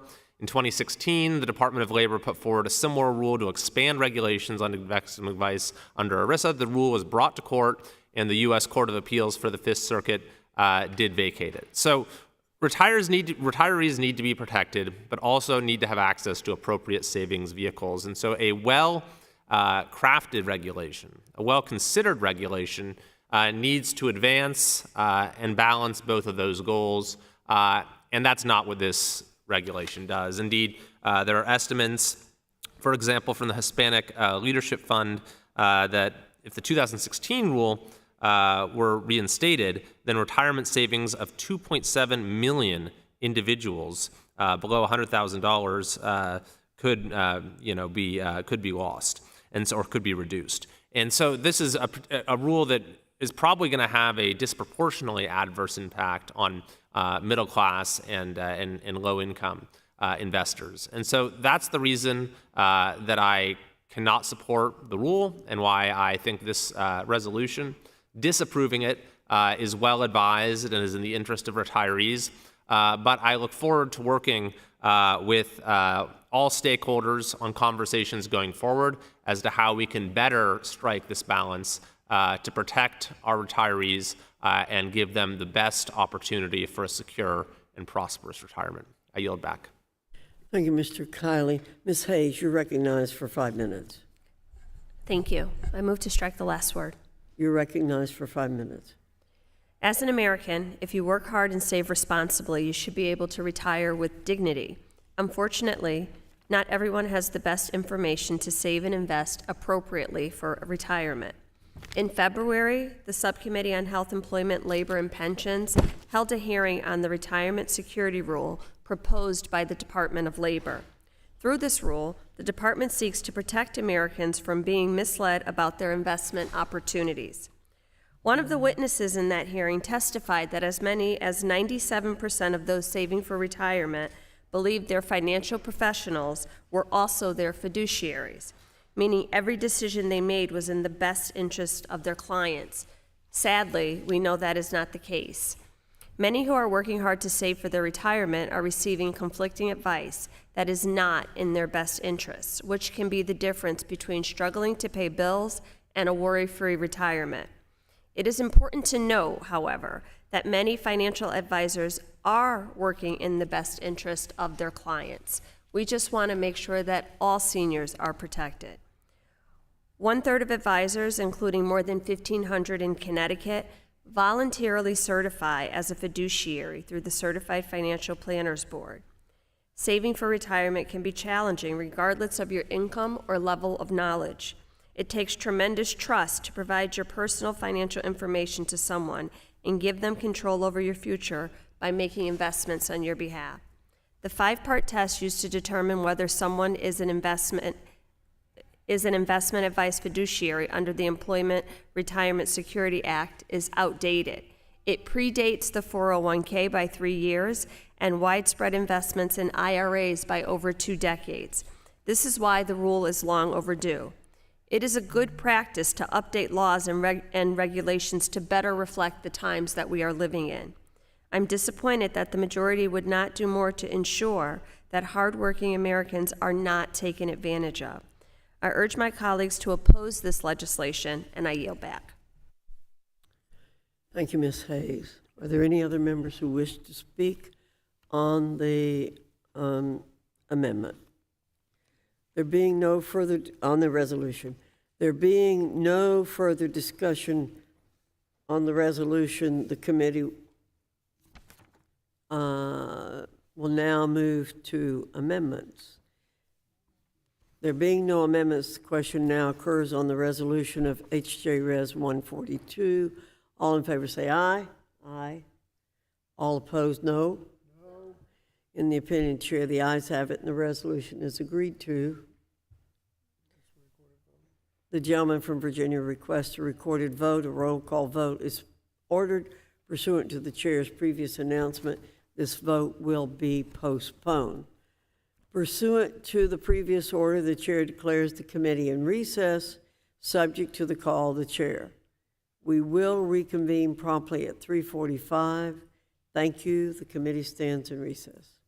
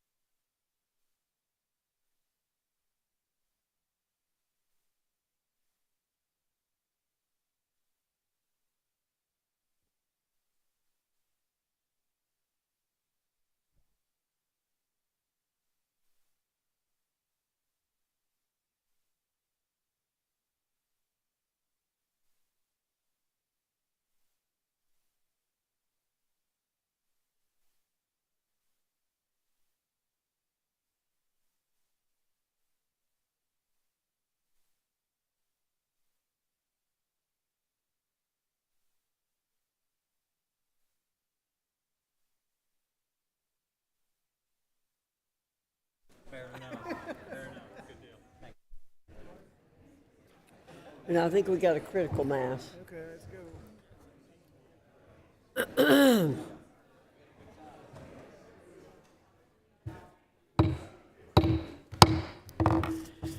The committee will reconvene and come to order following our recess. I want to proceed to postpone requests for recorded votes, but I want to welcome Mike Ruley, who's our next to newest member. He represents the 6th District from Ohio, and we're very happy to have you. Thank you so much.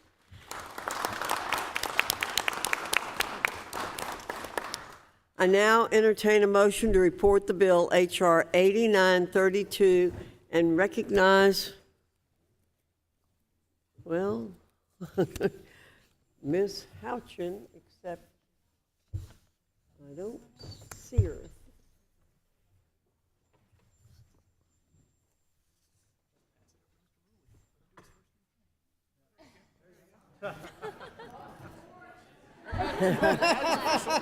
I recognize our newest member, Mr. Ruley. Thank you, Chairwoman. I move the Committee of Education and Workforce report the bill H.R. 8932 to the House of Representatives as amended with the recommendations that the bill will be agreed to and the bill will be passed. The question now occurs on reporting H.R. 8932 to the House with a favorable recommendation. All in favor say aye. Aye. All opposed, no. In the opinion of the chair, the ayes have it, and the motion is agreed to.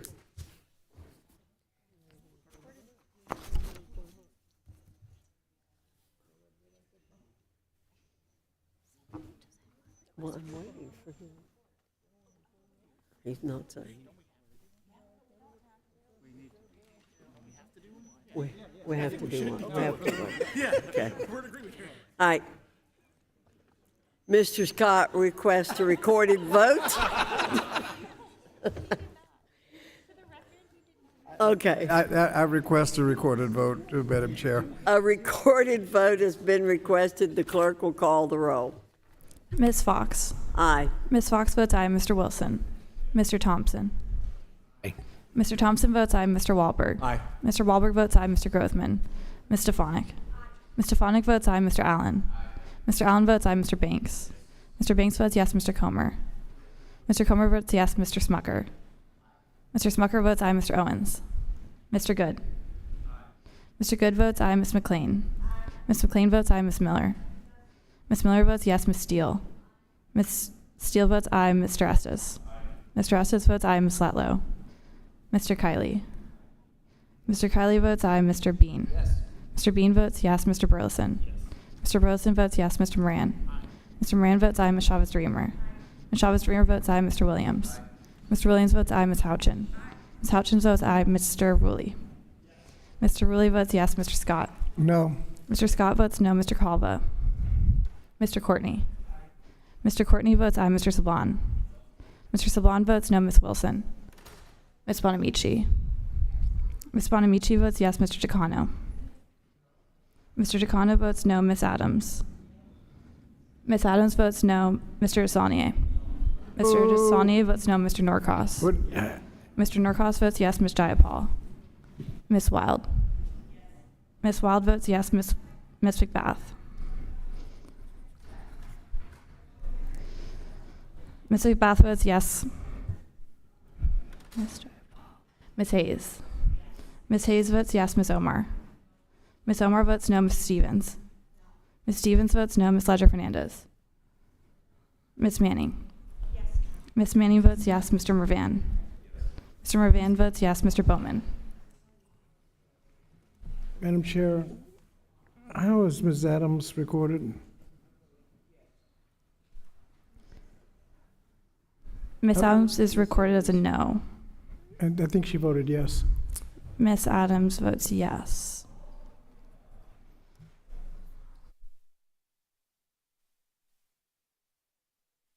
The clerk call the roll of those who were not present in the initial roll call. Mr. Wilson? Yes. Mr. Wilson votes yes. Mr. Grothman? Mr. Owens? Ms. Slatlow? Ms. Slatlow votes yes. Mr. Grijalva? Ms. Wilson? Ms. Jayapal? Ms. Wild? Ms. Wild votes yes. Ms. Ledger Fernandez? Mr. Bowman?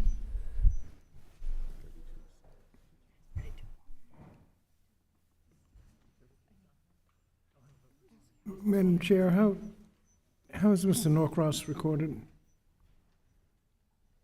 Mr. Norcross is recorded as a yay. And Mr. DeSaulnier? Mr. DeSaulnier is recorded as a no. Who? And now is Ms. Wild recorded? So how is Mr. Saban recorded? Mr. Saban is recorded as a no. And Ms. Wild? Yeah, we got Ms. Wild. Can we hear it? But how is Ms. Wild recorded? Ms. Wild is recorded as a yes.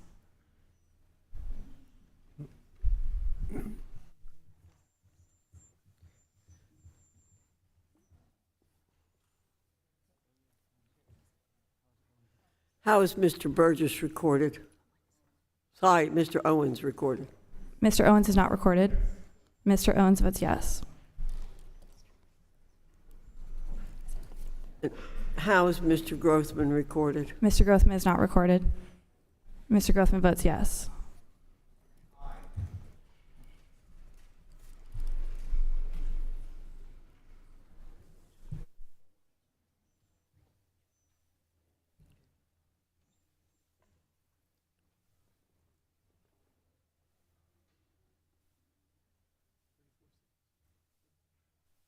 The clerk will report the total.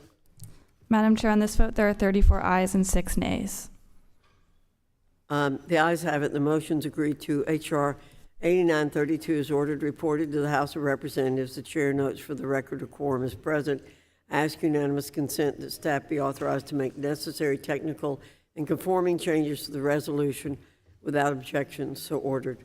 Pursuant to House Rule 11, Clause 2L, I give notice that all members have the requisite number of days to file supplemental, minority, additional, or dissenting views. Without objection, so ordered. I now entertain a motion to report the bill H.R. 2474 and recognize Mr. Thompson.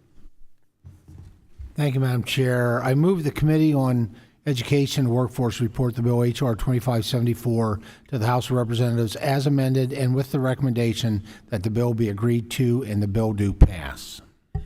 The question now occurs on reporting H.R. 2574 to the House with a favorable recommendation. All in favor say aye. Aye. All opposed, no. In the opinion of the chair, the ayes have it and the motion is agreed to. Mr. Thompson, do you request a recorded vote? No, I don't. Oh. I will, Madam Chair. You take a Mr. win Scott as a win. requests a recorded vote. Thank you, Mr. Scott. A recorded vote has been requested. The clerk will call the roll. Ms. Fox? Yes. Ms. Fox votes yes, Mr. Wilson. Mr. Wilson votes yes, Mr. Thompson. Mr. Thompson votes yes, Mr. Wahlberg. Mr. Wahlberg votes yes, Mr. Grothman. Mr. Grothman votes yes, Ms. Stefanik. Ms. Stefanik votes yes, Mr. Allen. Mr. Allen votes yes, Mr. Banks. Mr. Banks votes aye, Mr. Comer. Mr. Comer votes yes, Mr. Smucker. Mr. Smucker votes aye, Mr. Owens. Mr. Owens votes yes, Mr. Good. Mr. Good votes yes, Ms. McLean. Ms. McLean votes yes, Ms. Miller. Ms. Miller votes yes, Ms. Steele. Ms. Steele votes yes, Mr. Estes. Mr. Estes votes yes, Ms. Slatlow. Ms. Slatlow votes yes, Mr. Kiley. Mr. Kiley votes aye, Mr. Bean. Mr. Bean votes yes, Mr. Burleson. Mr. Burleson votes yes, Mr. Moran. Mr. Moran votes yes, Ms. Chavez-Dreamer. Ms. Chavez-Dreamer votes aye, Mr. Williams. Mr. Williams votes aye, Ms. Houchin. Ms. Houchin votes aye, Mr. Rulli. Mr. Rulli votes yes, Mr. Scott. Mr. Scott votes yes, Mr. Grijalva. Mr. Courtney. Mr. Courtney votes yes, Mr. Saban. Mr. Saban votes yes, Ms. Wilson. Ms. Wilson votes yes, Ms. Bonamici. Ms. Bonamici votes yes, Mr. Decano. Mr. Takano votes yes. Ms. Adams. Ms. Adams votes yes. Mr. Saulnier. Mr. Saulnier votes aye. Mr. Norcross. Mr. Norcross votes yes. Ms. Jayapal. Ms. Wild. Ms. Wild votes yes. Ms. McBath. Ms. McBath votes yes. Ms. Hayes. Ms. Hayes votes yes. Ms. Omar. Ms. Omar votes yes. Ms. Stevens. Ms. Stevens votes yes. Ms. Ledger-Fernandez. Ms. Ledger-Fernandez votes yes. Ms. Manning. Ms. Manning votes yes. Mr. Mervan. Mr. Mervan votes yes. Mr. Bowman.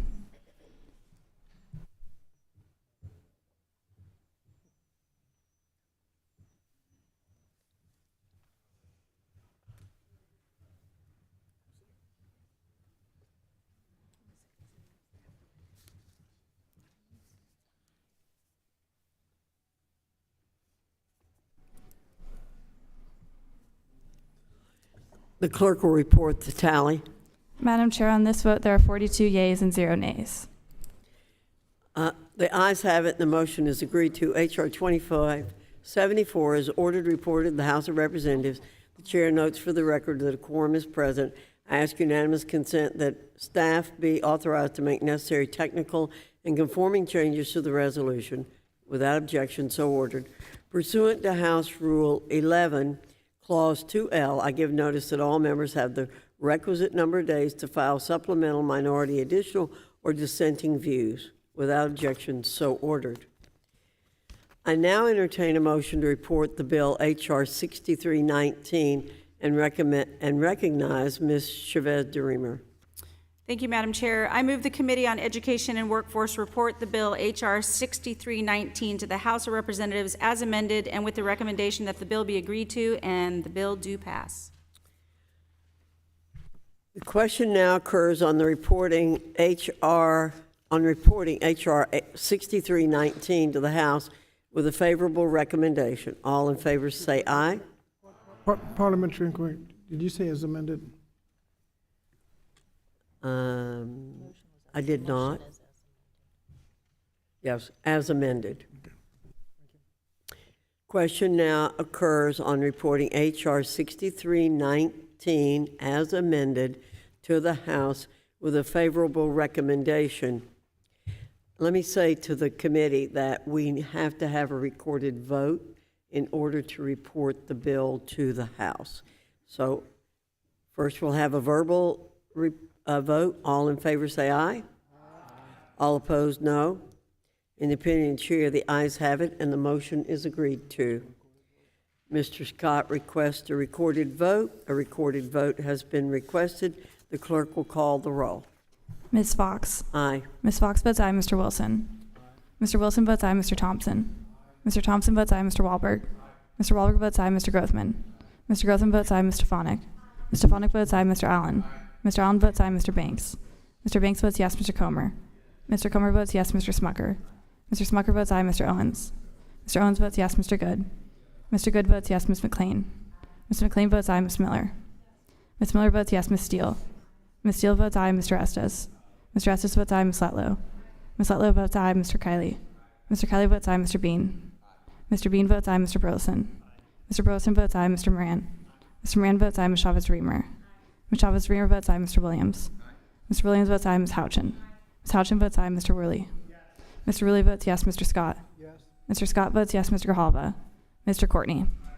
Mr. Courtney votes aye. Mr. Saban. Mr. Saban votes aye. Ms. Wilson. Ms. Wilson votes aye. Ms. Bonamici.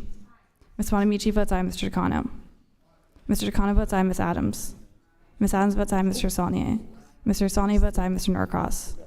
Mr. Norcross votes aye. Ms. Jayapal. Ms. Wild. Ms. Wild votes aye. Ms. McBath. Ms. McBath votes aye. Ms. Hayes. Ms. Hayes votes aye. Ms. Omar. Ms. Omar votes aye. Ms. Stevens. Ms. Stevens votes aye. Ms. Ledger-Fernandez. Ms. Ledger-Fernandez votes aye. Ms. Manning. Ms. Manning votes aye. Mr. Mervan. Mr. Mervan votes aye. Mr. Bowman.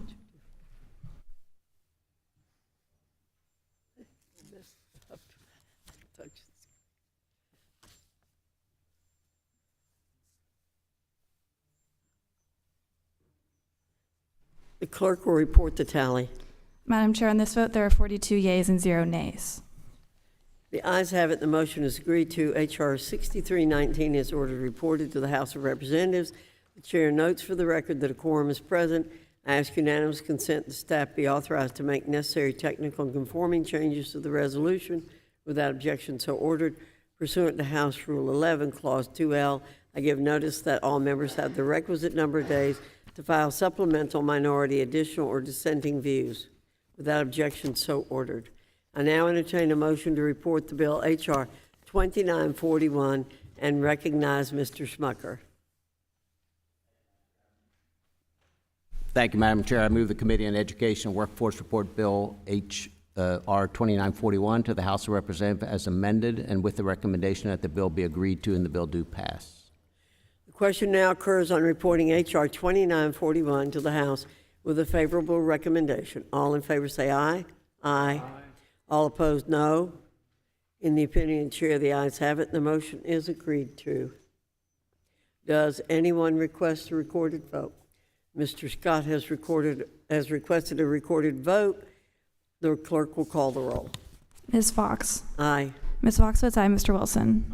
Mr. Wilson votes aye, Mr. Thompson. Mr. Thompson votes aye, Mr. Wahlberg. Mr. Wahlberg votes aye, Mr. Grothman. Mr. Grothman votes aye, Ms. Stefanik. Ms. Stefanik votes aye, Mr. Allen. Mr. Allen votes aye, Mr. Banks. Mr. Banks votes yes, Mr. Comer. Mr. Comer votes yes, Mr. Smucker. Mr. Smucker votes aye, Mr. Owens. Mr. Owens votes aye, Mr. Good. Mr. Good votes yes, Ms. McLean. Ms. McLean votes aye, Ms. Miller. Ms. Miller votes yes, Ms. Steele. Ms. Steele votes aye, Mr. Estes. Mr. Estes votes aye, Ms. Letlow. Ms. Letlow votes aye, Mr. Kiley. Mr. Kiley votes aye, Mr. Bean. Mr. Bean votes aye, Mr. Burleson. Mr. Burleson votes aye, Mr. Moran. Mr. Moran votes aye, Ms. Chavez-Reamer. Ms. Chavez-Reamer votes aye, Mr. Williams. Mr. Williams votes aye, Ms. Houchin. Ms. Houchin votes aye, Mr. Rulli. Mr. Rulli votes yes, Mr. Scott. Mr. Scott votes aye, Mr. Grijalva. Mr. Courtney. Mr. Courtney votes aye, Mr. Saban. Mr. Saban votes aye, Ms. Wilson. Ms. Wilson votes aye, Ms. Bonamici. Ms. Bonamici votes aye, Mr. Decano. Mr. Decano votes aye, Ms. Adams. Ms. Adams votes aye, Mr. Saulnier. Mr. Saulnier votes aye, Mr. Norcross. Mr. Norcross votes aye, Ms. Jayapal. Ms. Wild. Ms. Wild votes aye, Ms. McBath. Ms. McBath votes aye, Ms. Hayes. Ms. Hayes votes aye, Ms. Omar. Ms. Omar votes aye, Ms. Stevens. Ms. Stevens votes aye, Ms. Ledger-Fernandez. Ms. Ledger-Fernandez votes aye, Ms. Manning. Ms. Manning votes aye, Mr. Mervan. Mr. Mervan votes aye, Mr. Bowman.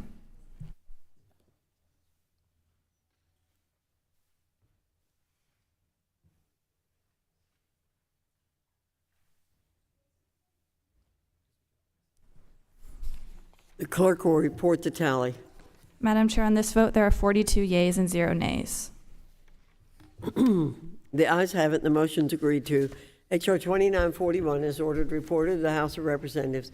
The chair notes for the record that a quorum is present. I ask unanimous consent that staff be authorized to make necessary technical and conforming changes to the resolution. Without objection, so ordered. Pursuant to House Rule 11, Clause 2L, I give notice that all members have the requisite number of days to file supplemental, minority, additional, or dissenting views. Without objection, so ordered. Mr. Scott, you're recognized. Madam Chair, I think I asked for a recorded vote on the motion on the resolution. I want to withdraw that request, although I'll be making a request for a recorded vote on the motion to report. Thank you, Mr. Scott. I now entertain a motion to report the resolution H.J. Res. 142 and recognize Mr. Allen. Madam Chairwoman, I move that the Committee on Education and the Workforce report the resolution H.J. Res. 142 to the House of Representatives, and with the recommendation that the resolution be agreed to and the resolution do pass. The question now occurs on reporting H.J. Res. 142 to the House with a favorable recommendation. All in favor say aye. Aye. All opposed, no. In the opinion of the chair, the ayes have it, and the motion is agreed to. Mr. Scott is recognized to request a recorded vote. A recorded vote has been requested. The clerk will call the roll. Ms. Fox. Aye. Ms. Fox votes aye, Mr. Wilson. Mr. Wilson votes aye, Mr. Thompson. Mr. Thompson votes aye, Mr. Wahlberg. Mr. Wahlberg votes aye, Mr. Grothman. Mr. Grothman votes aye, Ms. Stefanik. Ms. Stefanik votes aye, Mr. Allen. Mr. Allen votes aye, Mr. Banks. Mr. Banks votes yes, Mr. Comer. Mr. Comer votes yes. Mr. Smucker. Mr. Smucker votes aye. Mr. Owens. Mr. Owens votes aye. Mr. Good. Mr. Good votes yes. Ms. McLean. Ms. McLean votes aye. Ms. Miller. Ms. Miller votes yes. Ms. Steele. Ms. Steele votes aye. Mr. Estes. Mr. Estes votes aye. Ms. Letlow. Ms. Letlow votes aye. Mr. Kiley. Mr. Kiley votes aye. Mr. Bean. Mr. Bean votes aye. Mr. Brosen. Mr. Brosen votes aye. Mr. Moran. Mr. Moran votes aye. Ms. Chavez-DeRemer. Ms. Chavez-DeRemer votes no. Mr. Williams. Mr. Williams votes aye. Ms. Houchin. Ms. Houchin votes aye. Mr. Rulli. Mr. Scott. Mr. Scott votes no. Mr. Grijalva. Mr. Courtney. Mr. Courtney votes no. Mr. Sablon. Mr. Sablon votes no. Ms. Wilson. Ms. Wilson votes no. Ms. Bonamici. Ms. Bonamici votes no. Mr. Decano. Mr. Decano votes no. Ms. Adams. Ms. Adams votes no. Mr. Saulnier. Mr. Saulnier votes no. Mr. Norcross. Mr. Norcross votes no. Ms. Jayapal. Ms. Wild. Ms. Wild votes no. Ms. McBath. Ms. McBath votes no. Ms. Hayes. Ms. Hayes votes no. Ms. Omar. Ms. Omar votes no. Ms. Stevens. Ms. Stevens votes no. Ms. Ledger-Fernandez. Ms. Ledger-Fernandez votes no. Ms. Manning.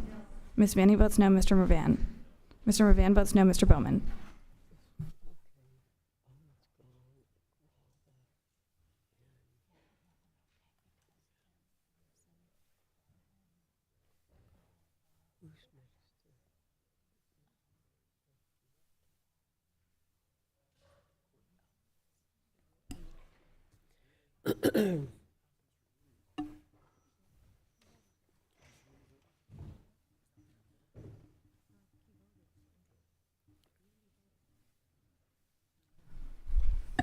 The clerk will report the tally.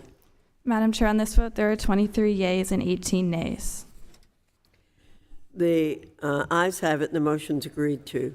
H.J. Res. 142 is ordered reported to the House of Representatives. Chair notes for the record that a quorum is present. I ask unanimous consent that staff be authorized to make necessary technical and conforming changes to the resolution. Without objection, so ordered. Pursuant to House Rule 11, Clause 2L, I give notice that all members have the requisite number of days to file supplemental, minority, additional, or dissenting views. Without objection, so ordered. Without objection, any members who wish to insert materials into the record may do so by submitting them to the committee clerk electronically by the end of the day today. If there is no further business before the committee, without objection, the committee stands adjourned. I think they're saying we need